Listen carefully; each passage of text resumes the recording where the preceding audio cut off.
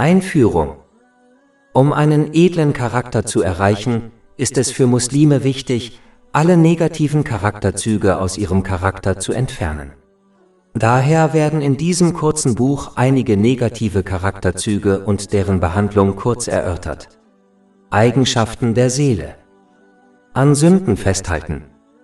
Die erste negative Eigenschaft der Seele ist, wenn man freiwillig gute Taten vollbringt, aber an Sünden festhält, ohne sie aufrichtig zu bereuen. Es ist wichtig, dass Muslime die Auswirkungen von Sünden, auch der kleineren, nicht unterschätzen. Sie sollten bedenken, dass Berge aus kleinen Steinen bestehen. Darüber hinaus ist es wichtiger, Sünden aufzugeben, als freiwillige Taten zu vollbringen. Daher sollten Muslime sich darauf konzentrieren, Sünden aufzugeben, während sie die Pflichttaten erfüllen und dann freiwillige Taten vollbringen. Dadurch werden sie zu Lieblingen Allahs, des Erhabenen.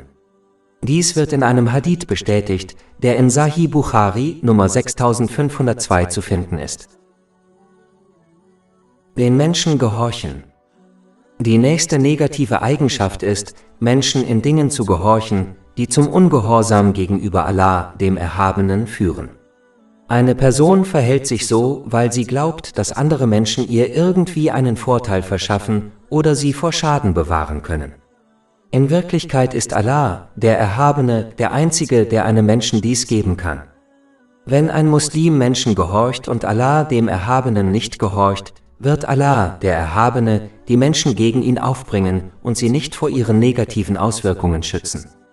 Aber wenn jemand Allah, dem Erhabenen, gehorcht, wird Allah, der Erhabene, ihn vor seinen negativen Auswirkungen schützen, auch wenn es den Menschen missfällt, selbst wenn dieser Schutz für sie nicht offensichtlich ist. Kapitel 10 Yunus, Vers 107. Und wenn Allah euch mit Unheil trifft, gibt es keinen außer ihm, der es beseitigen kann. Und wenn er Gutes für euch im Sinn hat, dann gibt es niemanden, der seine Gnade abweisen kann. Er lässt sie zu dem gelangen, wen er von seinen Dienern will. Ein Muslim muss verstehen, dass die Menschen vollkommen von Allah, dem Erhabenen, abhängig sind. In Wirklichkeit ist derjenige, der nicht autark ist, nicht in der Lage, die Bedürfnisse anderer zu erfüllen. Allah, der Erhabene, benutzt nur einige Menschen, um die Bedürfnisse anderer zu erfüllen, aber die Quelle der Segnungen ist nur Allah, der Erhabene. Wenn man also der Quelle gehorcht, was bedeutet, seine Gebote zu befolgen, seine Verbote zu missachten und dem Schicksal mit Geduld entgegenzutreten, wird man immer Unterstützung erhalten. Aber wenn man der Quelle nicht gehorcht, wird man keinen Nutzen von jemandem haben, der selbst der Unterstützung von Allah, dem Erhabenen, bedarf. Das ist wie ein verlorener Reisender, der einen anderen verlorenen Reisenden nach dem Weg fragt. Kapitel 3 Ali Imran, Vers 175. So fürchtet euch nicht vor ihnen, sondern fürchtet euch vor mir. Faulheit. Die nächste negative Eigenschaft der Seele ist, wenn man faul wird und sich von den freiwilligen, rechtschaffenen Taten abwendet, die man früher getan hat. Es ist schlimmer, wenn ein Muslim sich nicht um dieses Verhalten kümmert. Noch schlimmer ist es, wenn ein Muslim sich seines faulen Verhaltens aufgrund seiner Unachtsamkeit nicht einmal bewusst ist. Noch schlimmer ist es, wenn man glaubt, man würde sich sehr anstrengen, Allah, dem Erhabenen, zu gehorchen, obwohl man nur noch fauler geworden ist. Dies kann passieren, wenn ein Muslim Allah, dem Erhabenen, nicht dafür dankbar ist, dass er ihm das Wissen, die Kraft, die Inspiration und die Gelegenheit gegeben hat, rechtschaffene Taten zu vollbringen. Ein Mangel an Dankbarkeit kann dazu führen, dass einem die Segnungen entzogen werden, was zu Faulheit führt. Man muss sicherstellen, dass man Dankbarkeit zeigt, indem man die Segnungen nutzt, die einem gegeben wurden, wie es Allah, der Erhabene, vorgeschrieben hat, damit man weitere Segnungen erhält, die einen vor Faulheit bewahren. Kapitel 14 Ibrahim, Vers 7. Und gedenke, als dein Herr verkündete, wenn ihr dankbar seid, werde ich eure Gunst gewiss vermehren. Körperliche Faulheit kann durch übermäßiges Essen und Trinken verursacht werden. Wenn man zu viel isst, verstärkt das die Gelüste, was dazu führt, dass man bei Gehorsamshandlungen nachlässig wird. Man sollte daher in die Fußstapfen der rechtschaffenen Vorgänger treten und übermäßiges Essen vermeiden. Dies wird sich positiv auf die körperliche und geistige Gesundheit auswirken. Das Vermeiden von übermäßigem Essen schwächt die Gelüste, was wiederum die Faulheit beseitigt. Tatsächlich wird ein Muslim, wenn er dem Rat des heiligen Propheten Muhammad, Friede und Segen seien auf ihm, folgt, der in Jami at-Tirmidhi Nummer 2380 zu finden ist, Faulheit vorbeugen und ihn vor vielen körperlichen Krankheiten bewahren. Das heißt, den Magen in 3 Teile zu teilen. Ein Teil sollte mit Nahrung gefüllt sein, ein Drittel mit Wasser und das verbleibende Drittel sollte leer bleiben. Dies kann erreicht werden, indem man aufhört zu essen oder zu trinken, bevor man satt ist. Die Faulheit eines Menschen kann auch geheilt werden, indem man sich ständig daran erinnert, wie begrenzt seine Zeit ist. Wenn man seine Zeit nicht nutzt, wird man diese Welt mit leeren Händen und mit großem Bedauern verlassen. Dieser Gedanke kann einen dazu inspirieren, nicht mehr faul zu sein und nach rechtschaffenen Taten zu streben. Freude am Gehorsam. Ein weiteres negatives Merkmal der Seele ist, wenn man religiöse Pflichten erfüllt, ohne Freude daran zu finden. Das bedeutet nicht, dass eine Person keine Schwierigkeiten hat, da einige körperliche Pflichten wie das Fasten schwierig sein können. Es bedeutet, dass man nach der Erfüllung der Tat nicht erfreut ist, weil man die Kraft dazu bekommen hat. Dies kann durch mangelnde Aufrichtigkeit in der Absicht verursacht werden. Daher müssen Muslime nicht nur danach streben, rechtschaffene Taten zu vollbringen, sondern sie vor allem mit der richtigen Absicht zu vollbringen, nämlich Allah, dem Erhabenen, zu gefallen. Wunschdenken. Ein weiteres negatives Merkmal der Seele ist, wenn man Erlösung erwartet, obwohl man sich nicht gehorsam gegenüber Allah, dem Erhabenen, verhält. Dazu gehört, seine Gebote zu befolgen, seine Verbote zu missachten und dem Schicksal mit Geduld entgegenzutreten. Dies ist keine Hoffnung auf die Gnade Allahs, des Erhabenen, sondern nur Wunschdenken. Wahre Hoffnung besteht darin, die Kraft, die einem von Allah, dem Erhabenen, verliehen wurde, zu nutzen, um sich in seinem Gehorsam anzustrengen und dann zu hoffen, dass Allah, der Erhabene, die eigenen Bemühungen anerkennt. Wunschdenken besteht darin, wenn man keine oder nur minimale Anstrengungen unternimmt, um Allah, dem Erhabenen, zu gehorchen, und dann hofft, dass Allah, der Erhabene, einen retten wird. Dies ist wie der Bauer, der es versäumt, Samen zu säen oder seine Felder zu bewässern und trotzdem hofft, dass er eine große Ernte einfahren wird. Die Wahrheit ablehnen. Zu den negativen Eigenschaften der Seele gehört, dass sie die Wahrheit nicht bevorzugt, wenn sie ihren Wünschen widerspricht. Dies kann noch schlimmer werden, wenn eine Person all ihren Wünschen nachgeht, insbesondere den ungesetzlichen. Ein Muslim sollte daher nur rechtmäßigen Wünschen nachgehen und sein Bestes tun, um unnötige Wünsche zu vermeiden, da sie dazu führen können, dass er sich in seine Wünsche verliebt. Diese Liebe wird ihn davon abhalten, die Wahrheit zu akzeptieren, wenn sie ihm präsentiert wird, wenn sie seinen heißgeliebten Wünschen widerspricht. Ein Muslim sollte die Wahrheit immer akzeptieren und danach handeln, ohne auf seine eigene Meinung oder Gefühle zu achten. Schlechte Gedanken. Ein weiteres negatives Merkmal der Seele ist, dass eine Person gerne über Dinge nachdenkt, die im Islam nicht lobenswert sind. Dies geschieht, wenn eine Person die Tatsache außer Acht lässt, dass Allah, der Erhabene, ihre inneren Gedanken genauso beobachtet wie ihre äußeren Handlungen. Kapitel 50 Kaf, Vers 16. Und wir haben den Menschen bereits erschaffen und wissen, was seine Seele ihm zuflüstert. Diese Mentalität ist gefährlich, da sie einen dazu ermutigt, nach seinen Gedanken zu handeln, was zu Sünden führen kann. Tatsächlich ist der Anfang der Sünde die böse Vorstellung. Wenn ein Muslim sie nicht blockiert, indem er sie ablehnt, wird sie Widerstand entwickeln. Wenn ein Muslim ihr nicht widersteht, wird sie zu Einflüsterungen. Wenn diese Einflüsterungen nicht durch Disziplin kontrolliert werden, werden sie zu Taten führen. Ein Muslim sollte die göttliche Vision wachsam verfolgen, indem er sich ständig an den allumfassenden Blick Allahs, des Erhabenen, erinnert. Er sollte seine Zeit damit verbringen, rechtschaffene oder rechtmäßige Taten zu vollbringen. Die Fehler anderer beobachten. Ein weiterer negativer Charakterzug der Seele ist, wenn man so sehr damit beschäftigt ist, die Fehler anderer zu beurteilen, dass man seine eigenen Fehler außer Acht lässt. Wer die Fehler anderer offenlegt, wird feststellen, dass Allah, der Erhabene, seine Fehler offenlegt und öffentlich an den Pranger stellt. Dies wird in einem Hadith bestätigt, der in Sunan Ibn Majah Nummer 2546 zu finden ist. Wer seine eigenen Fehler außer Acht lässt, sollte zumindest die Fehler anderer verbergen, damit Allah, der Erhabene, seine Fehler verbirgt. Noch wichtiger ist, dass ein Muslim über seinen Charakter nachdenken und danach streben sollte, negative Charakterzüge zu beseitigen, indem er sich islamisches Wissen aneignet und danach handelt. Selbstmitleid.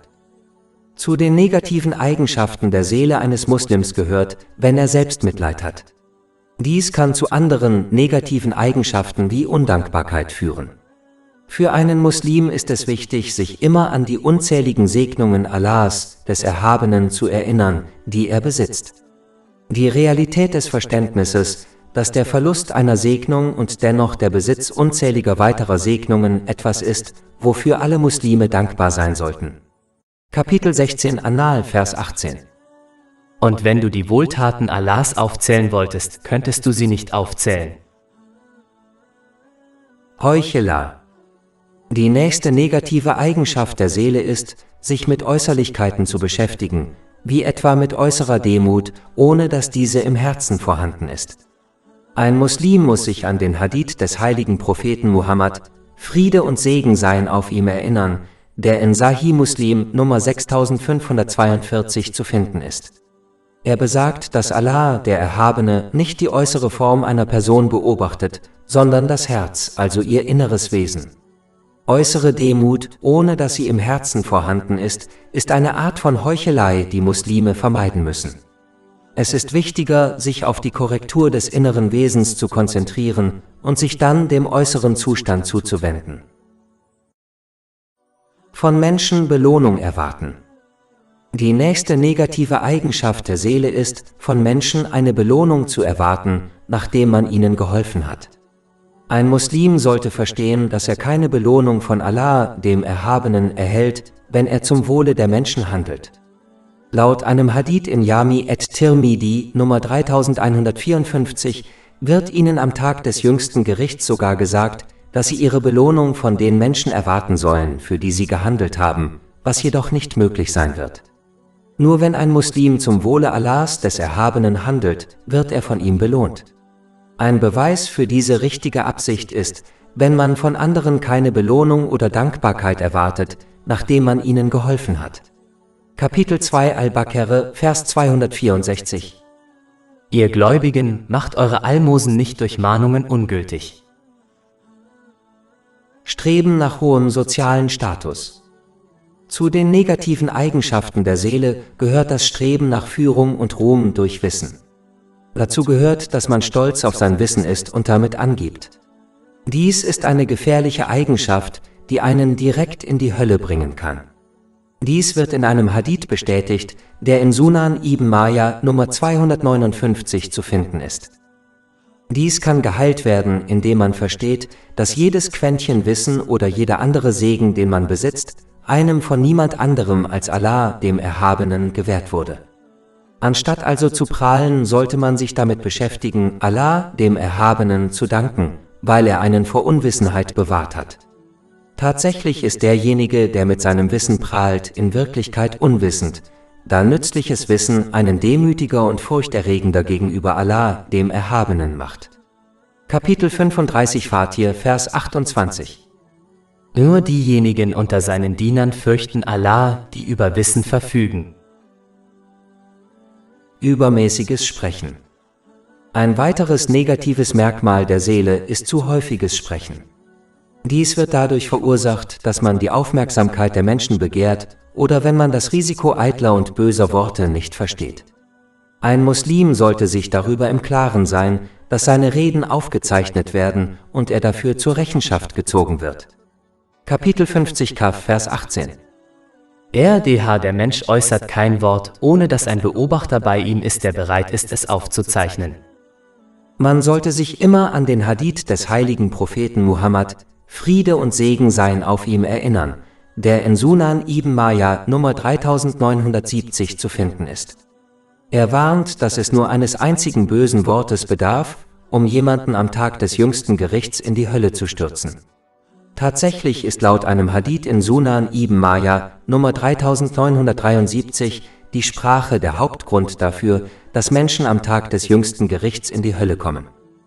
Für jeden Muslim ist es am besten, den kurzen, aber weitreichenden Rat des heiligen Propheten Muhammad, Friede und Segen seien auf ihm, zu befolgen, der in Sahih Bukhari, Nummer 6018 zu finden ist. Er riet den Muslimen, entweder gute Worte zu sprechen oder zu schweigen. Kapitel 4 An-Nisa, Vers 114. Nichts Gutes ist in vielen ihrer privaten Gespräche, außer denen, die Almosen gebieten oder das, was recht ist, oder die Versöhnung zwischen den Menschen. Und wer dies tut, um Allahs Wohlwollen zu erlangen, dem werden wir eine großartige Belohnung geben. Lob und Kritik. Ein weiteres negatives Merkmal der Seele ist mit übermäßigem Lob und Tadel verbunden. Das ist der Fall, wenn man andere übermäßig lobt, wenn man zufrieden ist, oder sie übermäßig kritisiert, wenn man unzufrieden ist. Das passiert, wenn man andere nach den eigenen Wünschen und Launen lobt und tadelt, anstatt es gemäß den islamischen Lehren zu tun.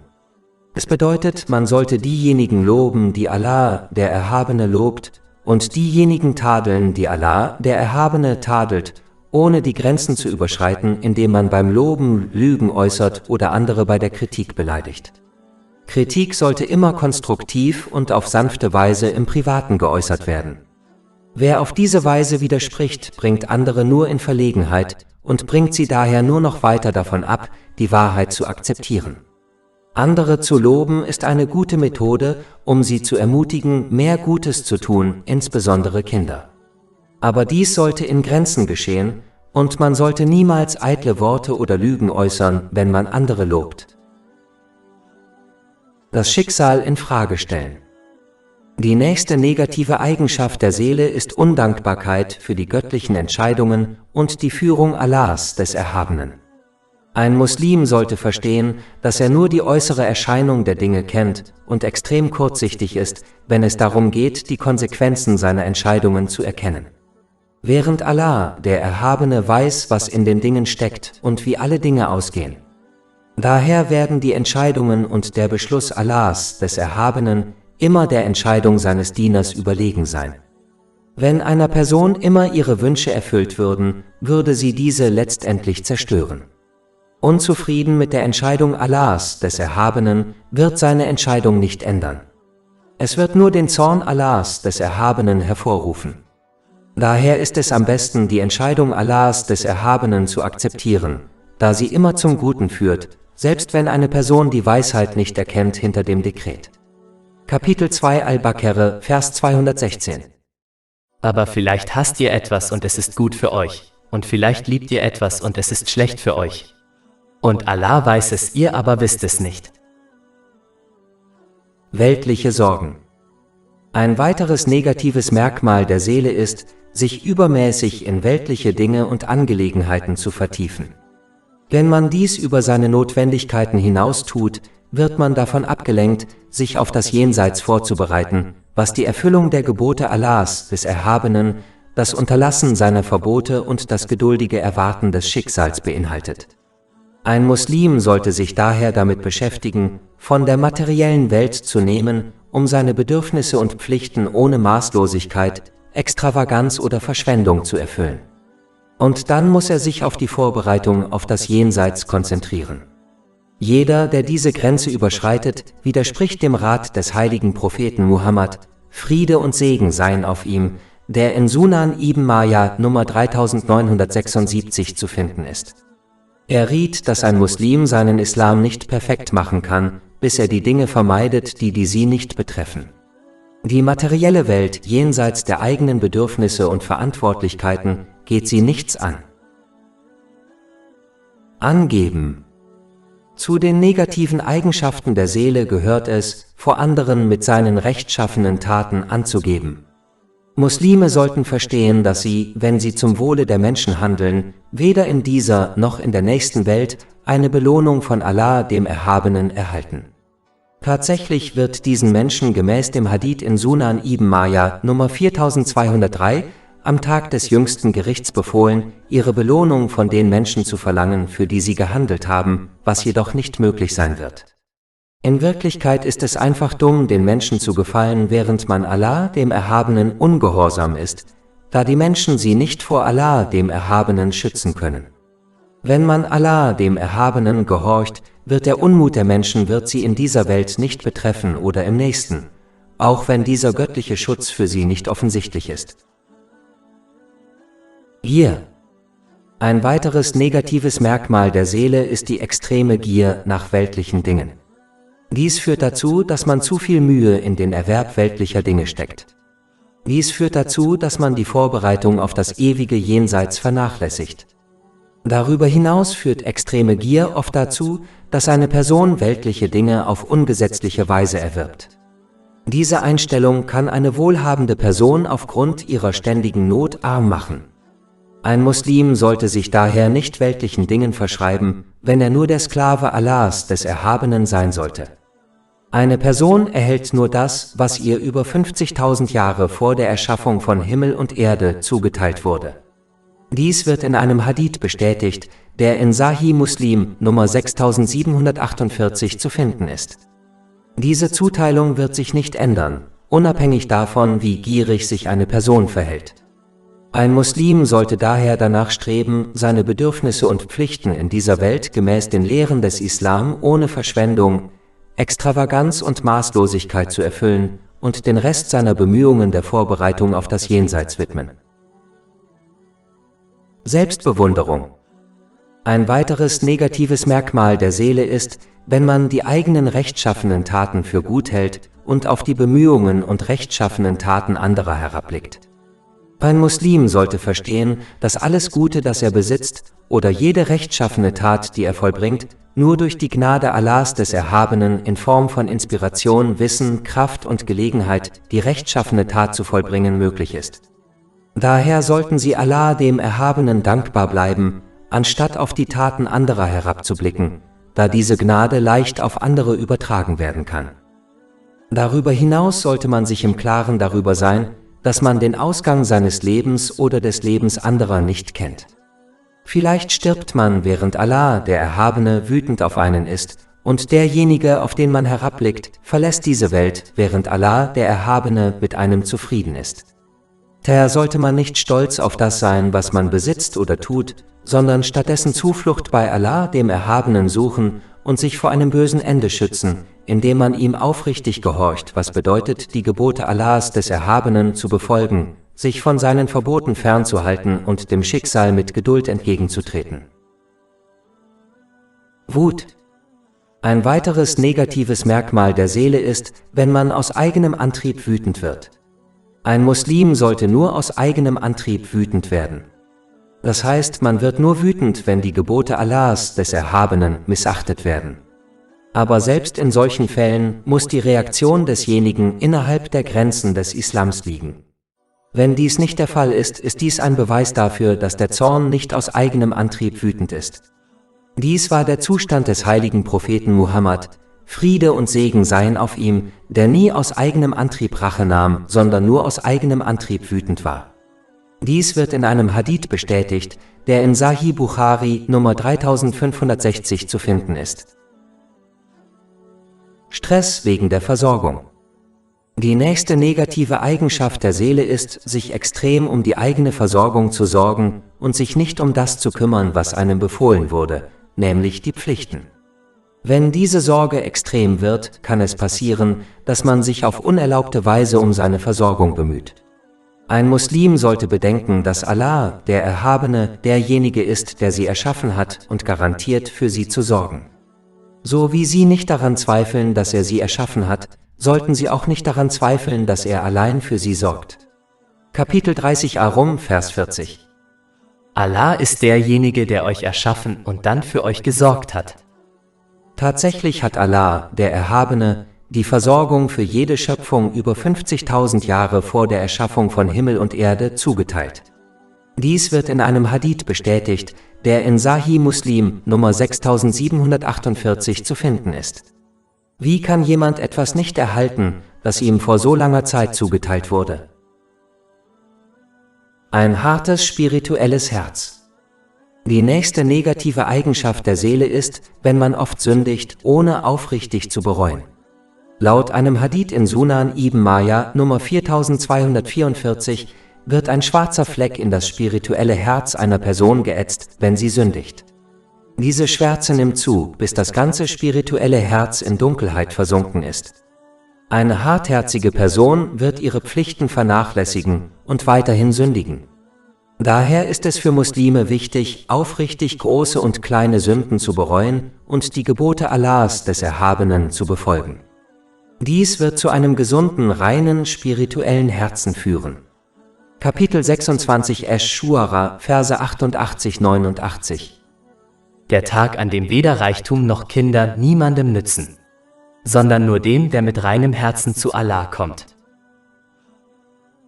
Mit gutem Beispiel vorangehen. Zu den negativen Eigenschaften der Seele gehört es, wenn man anderen Ratschläge gibt, aber selbst versäumt, nach den Lehren zu handeln. In den meisten Fällen wollen solche Menschen nur Ruhm erlangen und konzentrieren sich daher darauf, was dazu führt, dass sie ihre eigene Seele vernachlässigen. Es ist wichtig, dass Muslime aufrichtig danach streben, sich selbst zu korrigieren, indem sie nach ihrem Wissen handeln und dann anderen durch ihren Rat helfen. Tatsächlich wird das Handeln nach dem eigenen Rat einen größeren Einfluss auf das Verhalten anderer haben, als wenn man ihnen bloß mit Worten Ratschläge erteilt. Das bedeutet nicht, dass man Perfektion erreichen muss, bevor man anderen Ratschläge erteilt. Es bedeutet, dass man aufrichtig versuchen sollte, nach seinem eigenen Rat zu handeln, bevor man anderen Ratschläge erteilt. Übermäßiger Komfort in der Welt. Ein weiterer negativer Charakterzug der Seele ist das Verlangen und Streben nach übermäßigem Komfort in dieser materiellen Welt. Dies kann dazu führen, dass man seine Pflichten vernachlässigt und sich bemüht, sich auf das Jenseits vorzubereiten. Ein Muslim sollte nach dem Hadith handeln, der in Sahih Bukhari Nummer 6416 zu finden ist. Darin wird empfohlen, dass ein Muslim in dieser Welt als Fremder oder Reisender leben soll. Wer sich so verhält, wird verstehen, dass diese Welt nicht sein dauerhaftes Zuhause ist und wird daher nicht nach übermäßigem Komfort in ihr suchen. Stattdessen wird er danach streben, sich in seinem dauerhaften Zuhause, nämlich dem Jenseits, Komfort zu verschaffen. Tatsächlich warnte der heilige Prophet Muhammad, Friede und Segen seien auf ihm, in einem Hadith in Sahih Muslim, Nummer 7417, dass die Welt für den Gläubigen in Wirklichkeit ein Gefängnis ist. Wie kann ein Muslim dann nach übermäßigem Komfort in ihr suchen? Wenn man mit der richtigen Einstellung lebt, wird man durch Seelenfrieden in dieser Welt Komfort finden und sich auch angemessen auf die nächste vorbereiten. Wünsche erfüllen. Zu den negativen Eigenschaften der Seele gehört es, immer seine Wünsche zu erfüllen. Dies ist eine gefährliche Mentalität, da man dadurch leicht von rechtmäßigen zu unrechtmäßigen Wünschen gelangen kann. Daher ist es für einen Muslim am besten, die Erfüllung seiner Wünsche einzuschränken, auch wenn sie rechtmäßig sind.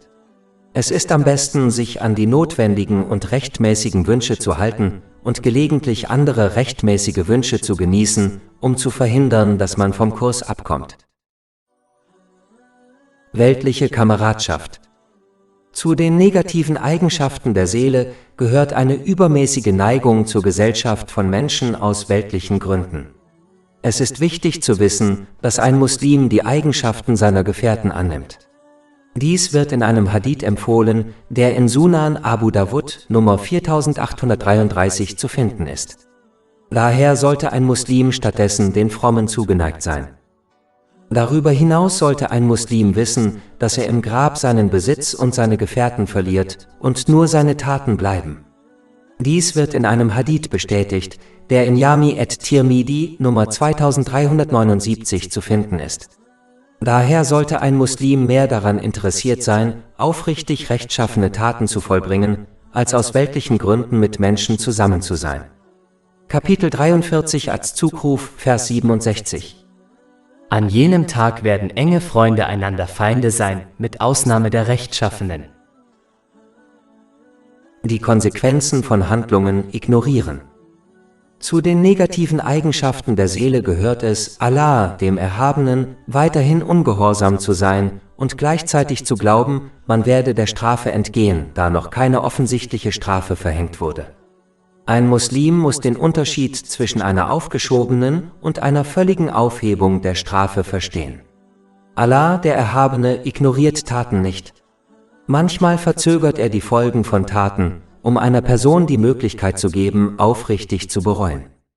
Ein Muslim sollte diese Gelegenheit daher nutzen, bevor seine Zeit abläuft. Die Fehler anderer aufdecken.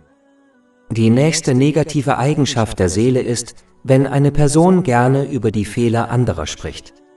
Ein Muslim sollte bedenken, dass die Fehler derjenigen, die die Fehler anderer aufdecken, aufgedeckt werden. Und wer die Fehler anderer vertuscht, dessen Fehler werden von Allah, dem Erhabenen, vertuscht. Dies wird in einem Hadith bestätigt, der in Sunan ibn Majah Nummer 2546 zu finden ist. Ein Muslim sollte die Menschen daher so behandeln, wie er selbst von anderen behandelt werden möchte, indem er die Fehler anderer nicht aufdeckt, sondern verbirgt. Stillstand. Ein weiteres negatives Merkmal der Seele ist, wenn man mit seinen Taten zufrieden ist und nicht danach strebt, sie zu verbessern. Ein Muslim sollte nie stehen bleiben und stattdessen danach streben, sich sowohl in Worten als auch Taten und in weltlichen und religiösen Angelegenheiten zu verbessern. Niemand verlangt Perfektion, aber jeder sollte danach streben, sich Stück für Stück zu verbessern, so wie er danach strebt, seine weltlichen Besitztümer und seinen Reichtum zu mehren. Zeitverschwendung. Die nächste negative Eigenschaft der Seele ist Zeitverschwendung. Dazu gehört, sich mit Dingen zu beschäftigen, die einen nichts angehen. Ein Muslim sollte wissen, dass die Zeit ein kostbares Geschenk ist, das nicht zurückkehrt, wenn es einmal vergangen ist. Das größte Bedauern, das die Menschen nach ihrem Tod und im Jenseits empfinden, ist, die Zeit, die ihnen in dieser Welt gegeben wurde, nicht richtig zu nutzen. Ein Muslim sollte daher nach dem weitreichenden Hadith des heiligen Propheten Muhammad, Friede und Segen seien auf ihm, handeln, der in Sunan ibn Majah Nummer 3976 zu finden ist. Er rät, dass eine Person ihren Islam erst dann perfektionieren kann, wenn sie die Dinge vermeidet, die sie nichts angehen. Dazu gehört, Zeit mit sinnlosen Aktivitäten zu verschwenden. Den Ärger unter Kontrolle halten. Zu den negativen Eigenschaften der Seele gehört es, wenn man sich von seinem Zorn beherrschen lässt und dadurch Sünden begeht. Ein Muslim sollte bedenken, dass Handeln und Sprechen im Zorn nur zu weltlicher Reue und Bestrafung im Jenseits führt. Man sollte seine Körperhaltung ändern und sich untätiger verhalten, um seine Handlungen im Zorn zu kontrollieren, wie sich beispielsweise hinzusetzen. Dies wird in einem Hadith empfohlen, der in Sunan Abu Dawud Nummer 4782 zu finden ist. Um seine Sprache zu kontrollieren, sollte man einfach schweigen, bis der Zorn nachlässt. Dies wird in Imam Bukhari Adab al-Murad Nummer 245 empfohlen. Im Zorn gesprochene Worte verursachen oft nachhaltigeren Schaden als körperliche Handlungen. Eitle und böse Rede. Die nächste negative Eigenschaft der Seele ist eitle und böse Rede wie Lügen. Ein Muslim sollte nur Worte sprechen, die ihm in dieser oder der nächsten Welt von Nutzen sind. Dies wird in einem Hadith in Sahih Muslim Nummer 176 empfohlen. Sie sollten böse Worte vermeiden, da diese ihnen Schaden zufügen, und Reden vermeiden, die weder sündig noch nützlich sind, nämlich eitle Reden, da dies nur ihre kostbare Zeit vergeudet, was ihnen am Tag des jüngsten Gerichts sehr leid tun wird. Ein Muslim sollte daran denken, dass nur ein einziges böses Wort ausreicht, um ihn am Tag des jüngsten Gerichts in die Hölle stürzen zu lassen. Dies wird in einem Hadith in Sunan ibn Majah Nummer 3970 bestätigt. Geiz. Die nächste negative Eigenschaft der Seele ist Geiz. Die Grundursache dieser Eigenschaft ist die übermäßige Liebe zur materiellen Welt. Ein Muslim sollte daran denken, dass alles, was er hortet, nur zurückgelassen wird, damit andere es genießen können, während er dafür zur Rechenschaft gezogen wird. Wohingegen alles, was er in Form von Almosen spendet, am Tag des jüngsten Gerichts für ihn aussagen wird.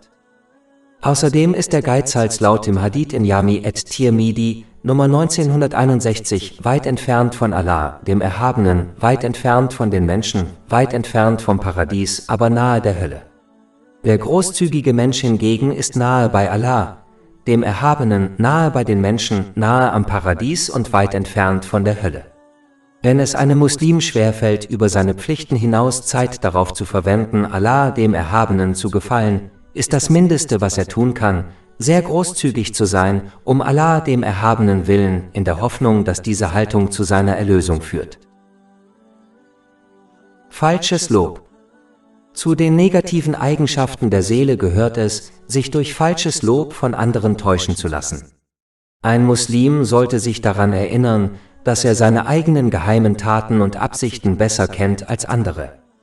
Daher sollte er sich niemals durch das Lob anderer täuschen lassen, sondern verstehen, dass es ihn nicht vor der Strafe Allahs, des Erhabenen, bewahrt, da er sich all seiner Taten und Absichten voll bewusst ist. Neid. Die nächste negative Eigenschaft der Seele ist Neid.